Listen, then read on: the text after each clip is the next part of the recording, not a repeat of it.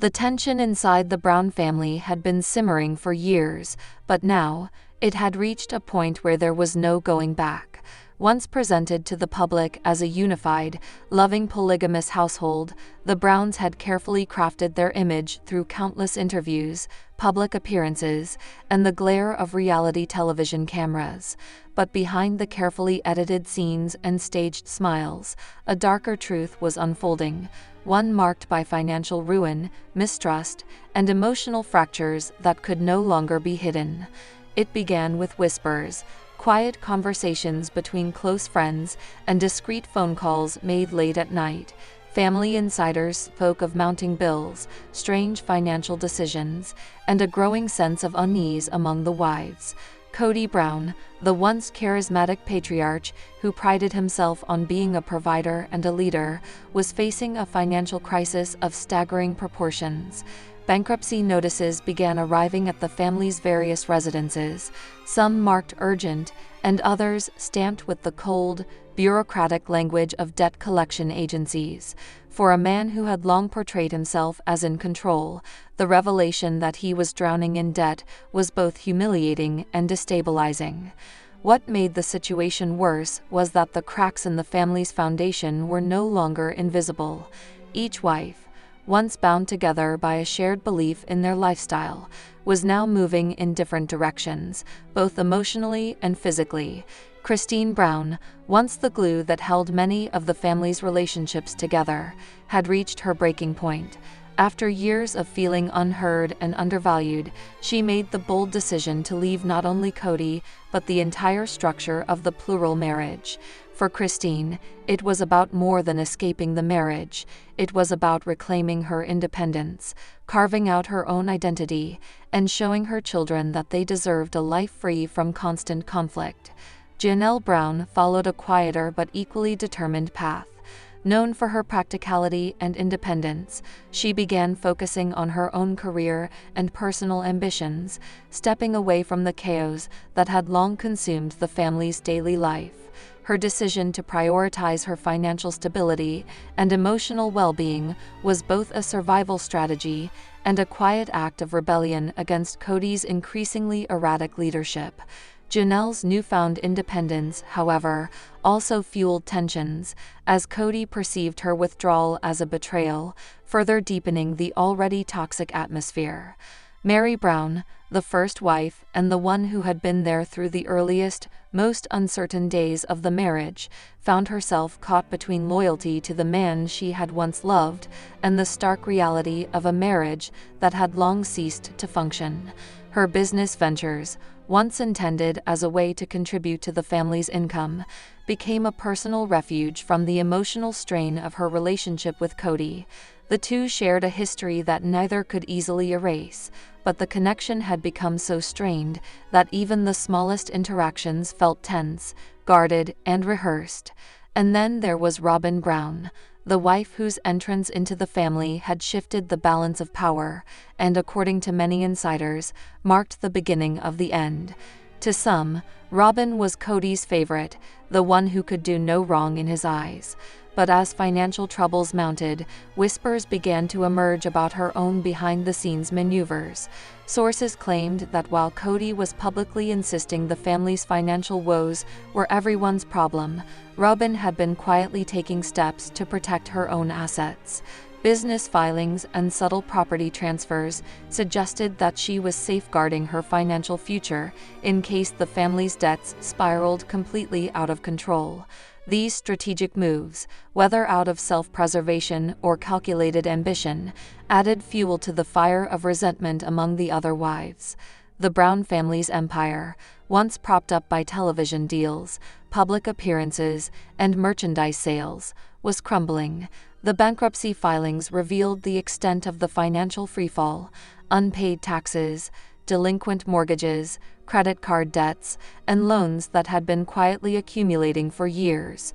Friends close to the family described Cody as a man increasingly obsessed with image control, spending hours on calls with lawyers, financial advisors, and TV producers in a desperate attempt to keep the family's brand alive.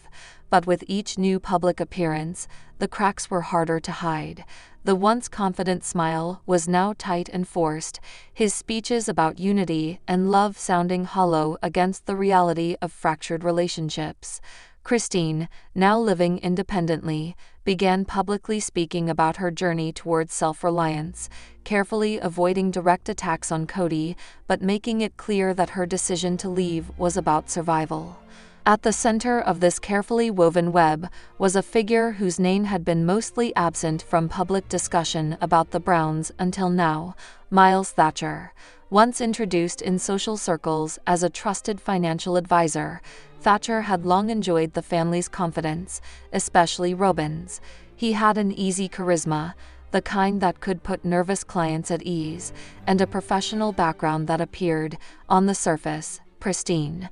But private investigators claim Thatcher was far more than a benign advisor.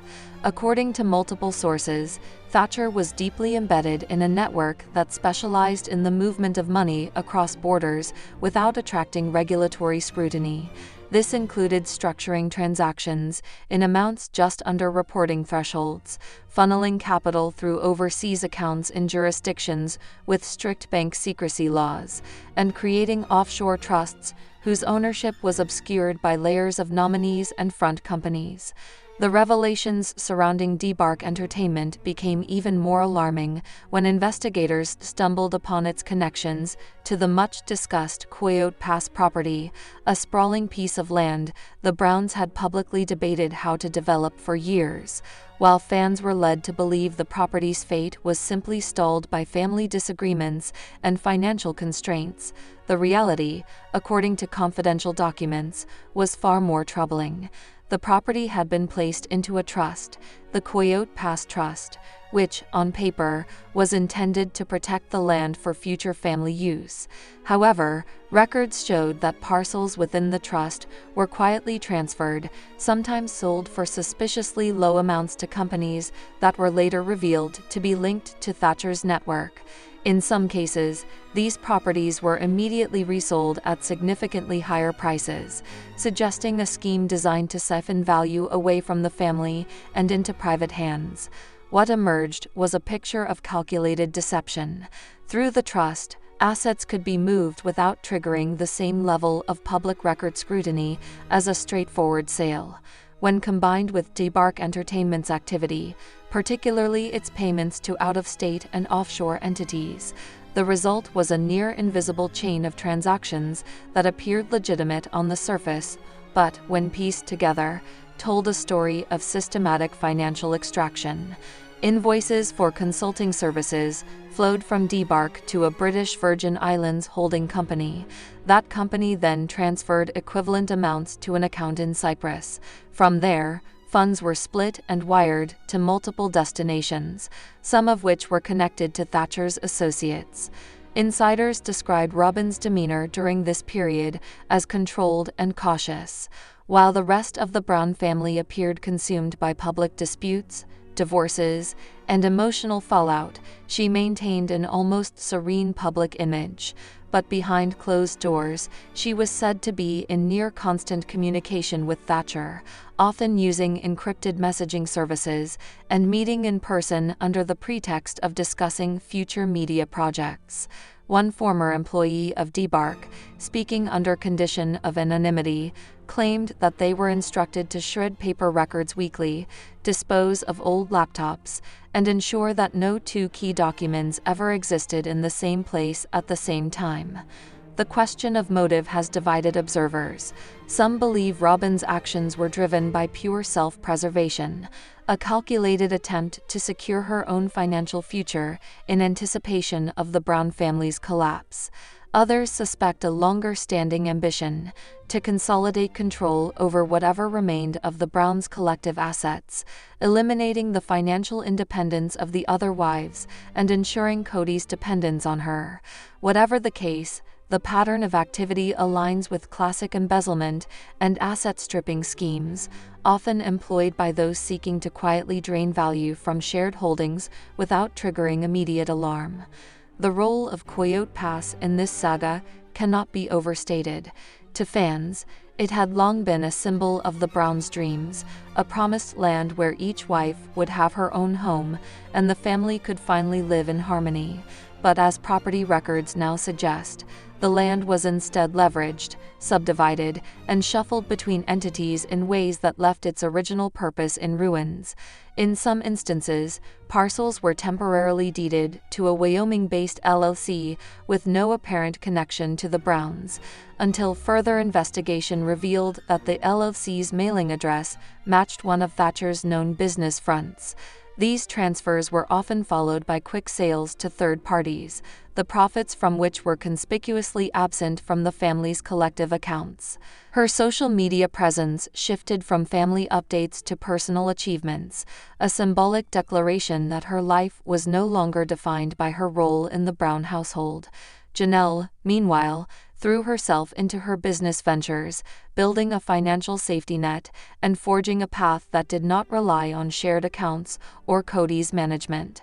Meri focused on expanding her bed and breakfast business, channeling her energy into something that gave her purpose beyond the confines of her strained marriage. Robyn remained publicly loyal to Cody, but even her carefully composed public statements could not mask the growing perception that she had positioned herself as the sole beneficiary of whatever remained of the family's wealth and brand value. Her critics accused her of manipulating Cody's affections to secure her own future, while her supporters argued that she was simply being pragmatic in the face of an inevitable collapse. The emotional toll on the children was perhaps the most tragic element of all. They had grown up in a complex family dynamic, learning to navigate shifting alliances, public scrutiny, and the burden of their parents' financial instability.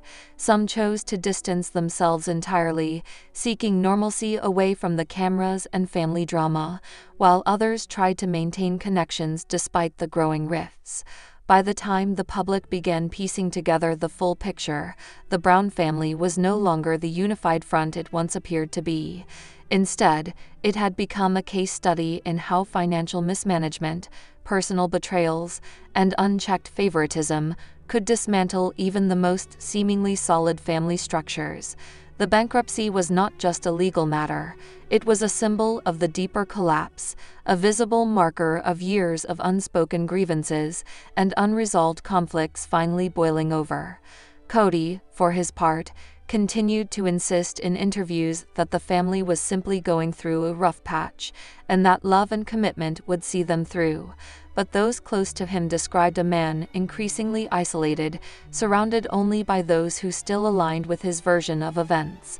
The others, Christine, Janelle, and Meri, had already chosen their separate paths, leaving behind not just a marriage, but the shared dream that had once held them together. What had once been a sprawling, intertwined life had now splintered into separate realities, each wife carving out her own narrative, each decision another nail in the coffin of the family they had once promised would last forever. And while the cameras might one day capture a reunion or reconciliation for the sake of ratings, the truth, raw, unfiltered, and painful, was that the Browns were no longer a family in the traditional sense. They were survivors of a shared history that had collapsed under the weight of ambition, debt, and betrayal. It began as a whisper inside the walls of the Brown family's inner circle, a rumor too dangerous to repeat in public but too compelling to ignore. Those who knew Robyn Brown only as the warm, camera-friendly wife of Cody Brown could not have imagined the layers of shadow beneath her carefully polished image.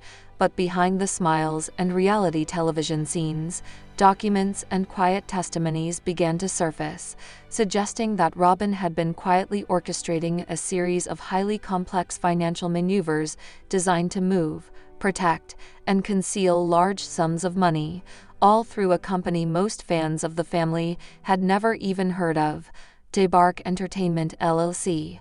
Officially registered as a small entertainment and media firm, the company's public records listed only vague descriptions of its activities, but forensic financial reviews hinted at a far more elaborate operation. According to sources familiar with the investigation, DBARC was functioning as a shell, a corporate facade built to process questionable transactions, disguise asset transfers, and blur the trail of money flowing between personal accounts, family properties, and business holdings. The methods, as uncovered by financial analysts reviewing leaked records, were straight from the playbook of seasoned corporate manipulators.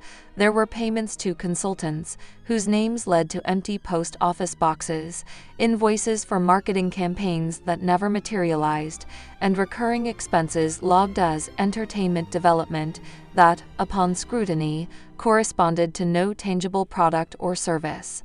Some of these invoices were traced to addresses linked to other shell corporations, entities that existed only on paper and had no real offices, employees, or operational history. The deeper the paper trail was followed, the more it resembled a web deliberately designed to confuse auditors and mask the ultimate destination of the funds. By the time whispers of wrongdoing began to surface in earnest, much of the damage had already been done. The paper trail was scattered across multiple states and countries, the accounts had been emptied or closed, and the entities involved had either been dissolved or absorbed into other shell structures. What remained were fragments, enough to raise serious questions, but not always enough to build a complete legal case. That, however, may be changing. Recent reports suggest that state and federal authorities have begun to take an interest, particularly in the interplay between DBARC Entertainment, the Coyote Pass Trust, and the offshore transfers facilitated by Thatcher. The emotional ripple effects within the family were immediate and devastating.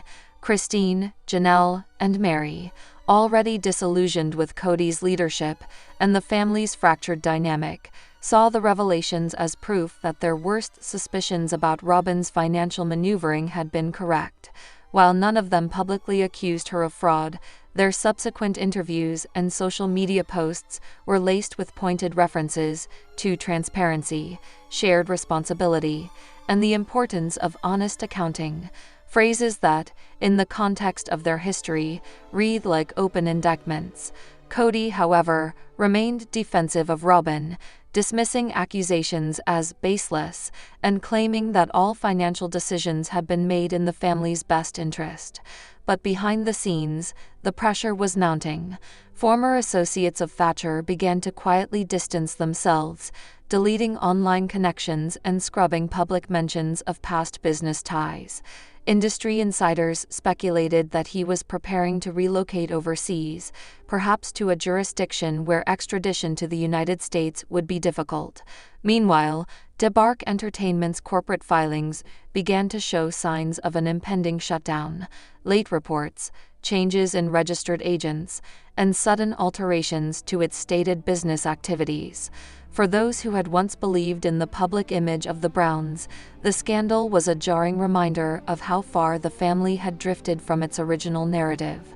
What had been sold as a story of love, unity, and alternative family values now looked, in the cold light of leaked documents and property records, like a cautionary tale of greed, manipulation, and betrayal.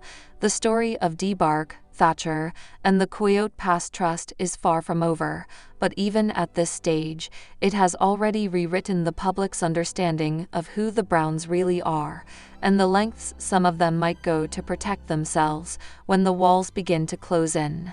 The first sign that the walls were closing in on Robyn Brown and her elusive financial partner, Miles Thatcher, came not from the courts, but from the very network that had helped build the Browns' fame. Behind closed doors at TLC headquarters, executives were poring over mounting reports, leaks, and troubling whispers about financial improprieties that went far beyond ordinary reality TV drama. The network, already aware of declining ratings and growing fan backlash, quietly launched an internal investigation. Officially, the inquiry was framed as a routine compliance review, but sources inside TLC's legal department say the scope quickly widened.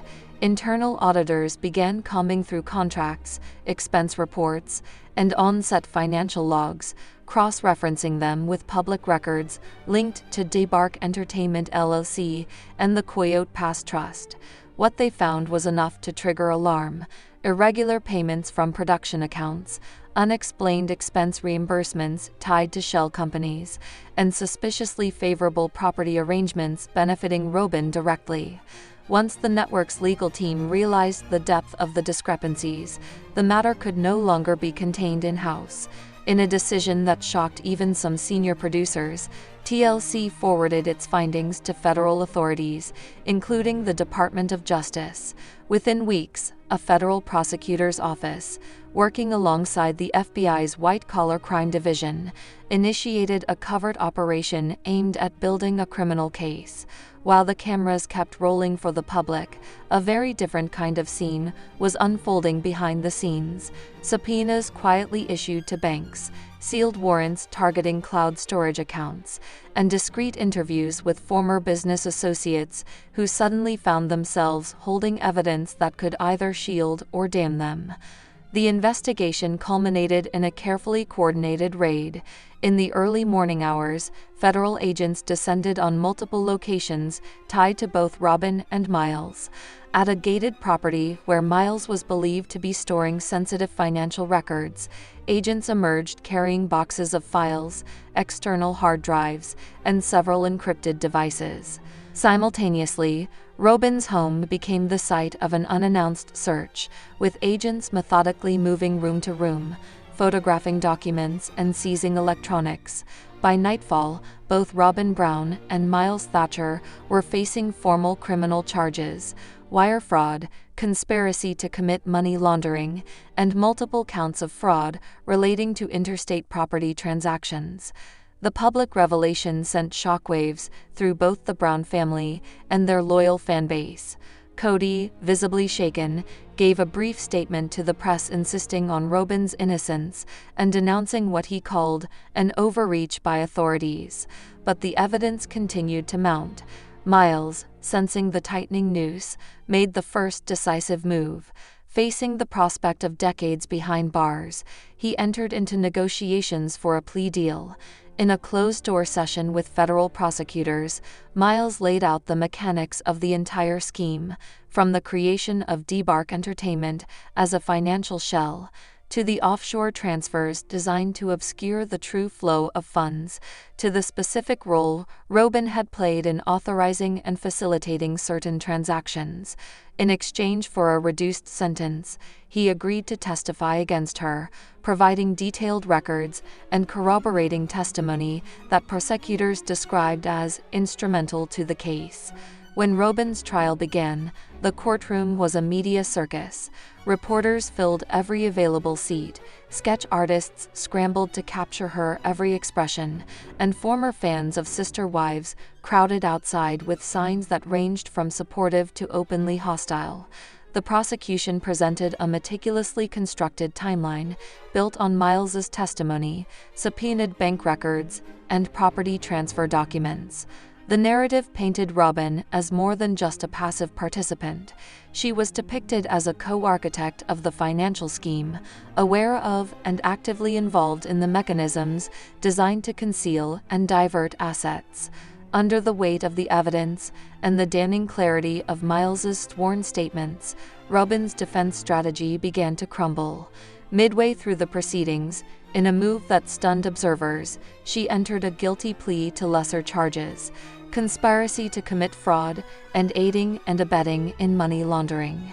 In exchange for the plea, prosecutors recommended a sentence that included probation, 12 months of house arrest, and an order to pay substantial restitution to those defrauded, including former family members impacted by the asset transfers. The sentence, though far lighter than the potential maximum, came with a permanent mark on her record and a public admission of guilt that would forever alter her image.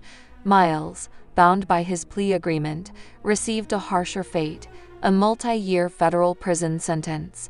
While his cooperation had spared him the longest possible term, the judge made it clear that his role in the laundering network warranted significant punishment.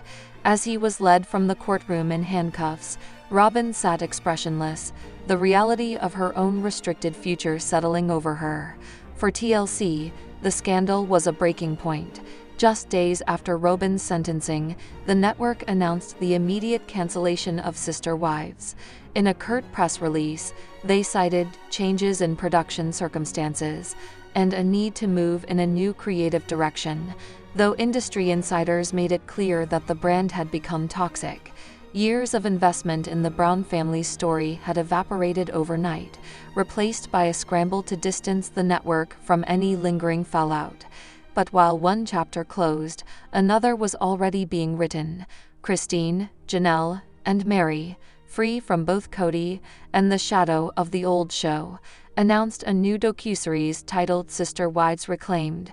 Produced independently and pitched as a raw, unfiltered account of their lives post-divorce, the series promised to show the resilience, personal growth, and newfound independence that had emerged from the ashes of their shared past. The announcement was met with a surge of public interest, especially among former Sister Wives viewers who had long rooted for the women to break free.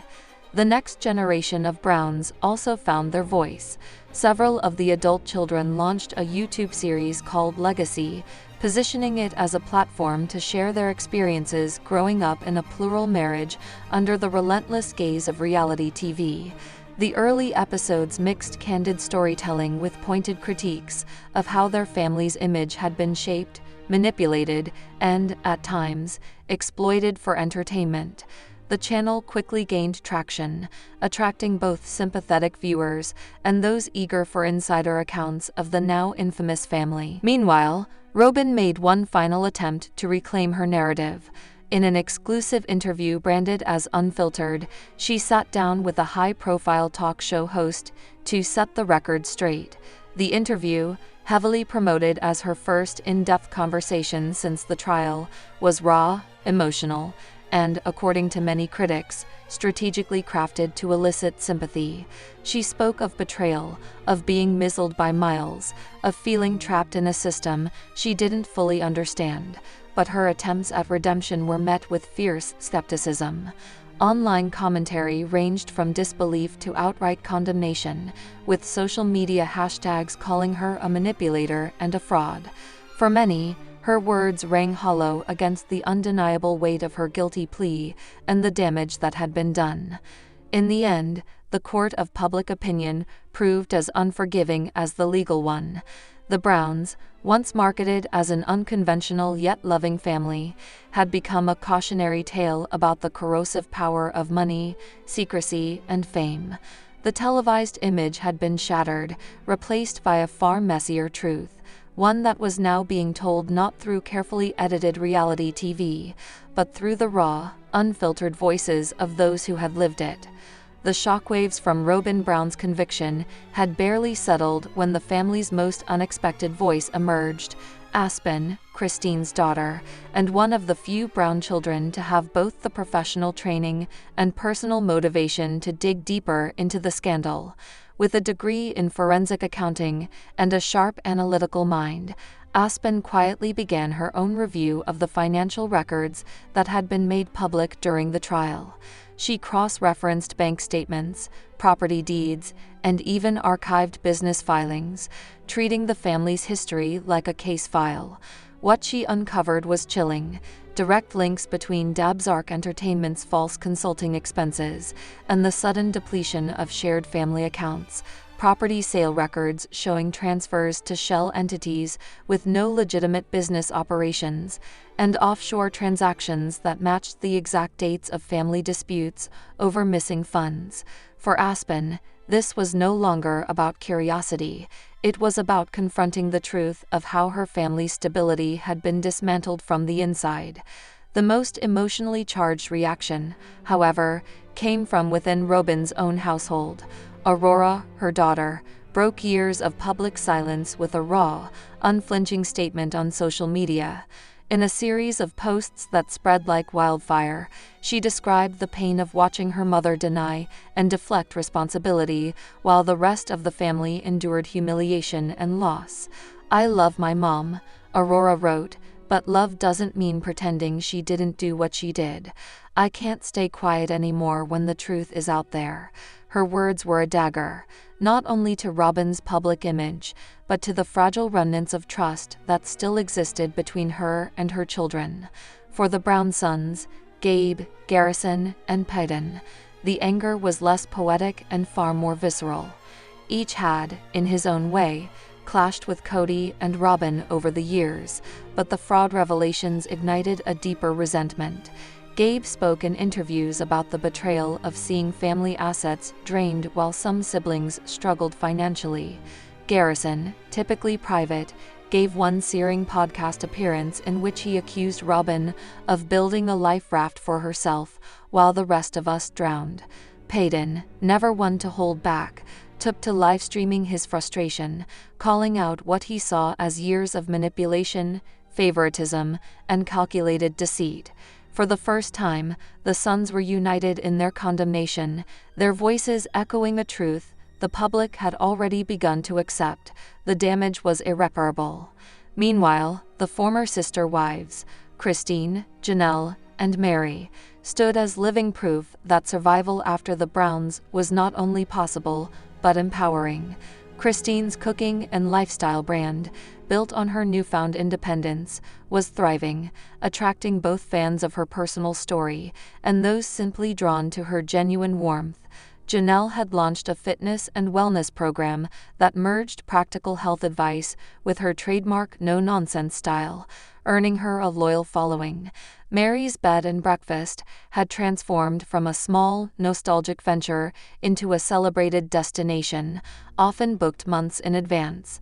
They appeared in interviews together, laughing, collaborating, and speaking openly about the hard road to self-reliance. In stark contrast to the Browns' collapsing empire, these women had carved out separate lanes of success, free from Cody's control and Robyn's shadow. But for Robyn, the sentence of house arrest was proving to be far more punishing than she had expected. Confined to her home, monitored by an ankle bracelet, and barred from unsupervised financial activity, she found herself in a quiet that was less peaceful than suffocating. The steady hum of public attention that had once fueled her confidence was gone, replaced by the cold silence of isolation. Several of her children, strained by years of tension and her legal disgrace, limited or cut off contact entirely. Her attempts to reach out often went unanswered, and the house, once full of noise and activity, began to feel like an empty stage. Determined to prove she still had a voice, Robyn launched a personal blog, positioning it as a place for truth-telling and rebuilding. But the posts, often meandering and defensive, drew little sympathy. Critics dissected every entry, pointing out inconsistencies and veiled accusations toward other family members. Her next move, an online fundraising campaign framed as a way to support legal costs and rebuild after hardship, backfired almost immediately. Donations trickled in at first, but the comment section was brutal, filled with demands for her to repay those she had wronged rather than seek handouts. Within weeks, the campaign was quietly shut down. Financially, she was backed into a corner, without access to the Browns' shared assets, without income from sister wives, and with her reputation tarnished beyond repair. Robyn faced the slow grind of complete economic collapse. Social invitations dried up, old acquaintances avoided her in public, and even those who had once defended her in interviews now kept their distance. Cody, too, had been forced into a quieter existence. The man who had once managed the logistics of a sprawling, high-profile polygamous family now lived in modest circumstances, holding down a regular job far removed from the glamour of television. His contact with the children was sporadic, limited to occasional visits and brief phone calls. While he avoided the media, his absence from the family's new public ventures spoke volumes. The Cody who had once been the loudest voice in the room had become a supporting character in his own life story.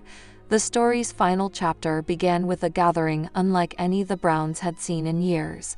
Several of the adult children, joined by Christine, Janelle, and Meri, returned to the land at Coyote Pass. not to build homes or rekindle the old dream, but to close it out forever. Under a gray sky, they walked the property, recalling the years of plans, fights, and promises that had centered on this patch of earth. In a quiet, symbolic act, they buried a time capsule filled with personal letters, photographs, and small mementos, marking the moment as both an end and a release. The gesture was not for cameras or social media, it was for them, a way to put the past to rest on their own terms. In the months that followed, the next generation began stepping into their own stories. The Legacy YouTube channel grew in scope, featuring not just tales from the past, but new chapters about their own careers, relationships, and identities beyond the Brown name. Viewers saw them travel, collaborate with each other, and speak openly about what it meant to grow up in a family both famous and fractured. There was a sense of renewal, a reclaiming of narrative that had once been scripted by others. Robyn, meanwhile, drifted further from relevance. Occasional attempts to re-enter the public eye, a planned memoir, a proposed podcast, an uninvited appearance at a family event, all fizzled before they could gain traction. The networks weren't calling, the publishers weren't biting, and even her social media posts, once met with a storm of attention, now went largely unnoticed. The circle of people willing to be seen with her had shrunk to nearly nothing. Her final, most publicized comeback attempt, a self-produced documentary promising to reveal the untold truth, never made it past a poorly edited trailer. Critics dismissed it as revisionist and self-serving, and streaming platforms declined to pick it up. With each failure, her isolation deepened, until she existed as little more than a cautionary footnote in the story she had once helped control. And so, the Brown family saga closed not with a dramatic reunion or a sensational revelation, but with a quiet, irreversible shift. The land at Coyote Pass lay still, the family scattered but thriving in their separate lives, and the woman who had once been at the center of it all watched from the sidelines, her voice reduced to echoes in an empty house. In the end, the Browns' legacy was not defined by the show, the scandals, or even the collapse, but by the resilience of those who chose to write their own endings, leaving the past behind in the soil where it belonged. Thanks for